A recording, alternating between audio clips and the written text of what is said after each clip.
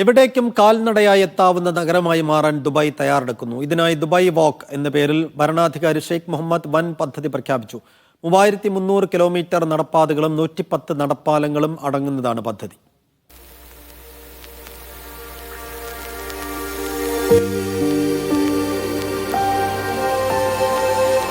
Dubai future museum, Al Rass എന്നിവിടങ്ങളിൽ നിന്നാണ് Dubai വാക്ക് പദ്ധതിക്ക് തുടക്കം കുറിക്കുന്നത്.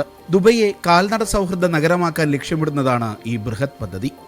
Dubai future museum, world trade centre, Emirates towers, DIFC, metro സ്റ്റേഷനുകൾ എന്നിവിടങ്ങളിലേക്ക് നടന്നു പോകാൻ കഴിയുന്ന ഇടനാഴികളും 2 കിലോമീറ്റർ നീളമുള്ള നടപ്പാലവും നിർമ്മിക്കും. ഏത് കാലാവസ്ഥയിലും നടന്നു പോകാൻ കഴിയുന്ന വിധം അന്തരീക്ഷ നിയന്ത്രിത സംവിധാനമുള്ളതായിരിക്കും ഇടനാഴികൾ. ദുബൈയുടെ പഴയകാല കാഴ്ചകൾ നടന്നു കാണാൻ സൗകര്യമുള്ള വിധം 15 കിലോമീറ്റർ നടപ്പാതയാണ് അൽറാസിൽ നിർമ്മിക്കുന്നത്. കോർണിഷിനോട് അഭിമുഖമായും ഈ പാത കടന്നുപോകും. 3 ഘട്ടങ്ങളിലായാണ് ദുബായ് വാക്ക് പദ്ധതി നടപ്പാക്കുക. ആദ്യഘട്ടത്തിൽ അൽബർഷ 2, ഹവാനിജ് 2, മിസ്ഹാർ എന്നിവിടങ്ങളിൽ കാൽനടപ്പാതകൾ ഒരുങ്ങും. പിന്നീട് ഇത് 160 താമസ കേന്ദ്രങ്ങളിലേക്കും വിനോദസഞ്ചാര കേന്ദ്രങ്ങളിലേക്കും വ്യാപിപ്പിക്കും. അൽനഹ്ദ, അൽമംസാർ എന്നിവയെ ബന്ധിപ്പിച്ച് അൽ-ഇത്തിഹാദ് സ്ട്രീറ്റിൽ കാൽനടക്കാർക്ക് കടന്നുപോകാനുള്ള പ്രധാന പാലങ്ങളിലൊന്ന് നിർമ്മിക്കും. മറ്റൊരു പാലം വർക്കയെയും മിർദിഫിനെയും ബന്ധിപ്പിച്ച് ട്രിപ്പഡി സ്ട്രീറ്റിൽ നിർമ്മാണം പൂർത്തിയാക്കും.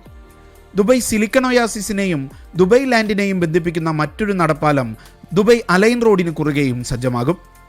ജലാശയങ്ങൾ കണ്ട് നടക്കാവുന്ന 112 കിലോമീറ്റർ നടപ്പാത, പച്ചപ്പ് കണ്ട് നടക്കാൻ കഴിയുന്ന 124 കിലോമീറ്റർ നടവഴി, 150 കിലോമീറ്റർ ഗ്രാമീണ മലയോര നടപ്പാത എന്നിവയും പദ്ധതിയുടെ ഭാഗമായി യാഥാർത്ഥ്യമാക്കും. പുതിയ 3300 കിലോമീറ്റർ നടപ്പാതകൾക്ക് പുറമെ 2040-നകം നിലവിലെ 2300 കിലോമീറ്റർ നടപ്പാതകൾ നവീകരിച്ച് പരസ്പരം ബന്ധിപ്പിക്കുന്ന 6500 കിലോമീറ്റർ കാൽനട യാത്രാ സൗകര്യമാണ് ദുബായ് ലക്ഷ്യമിടുന്നത്.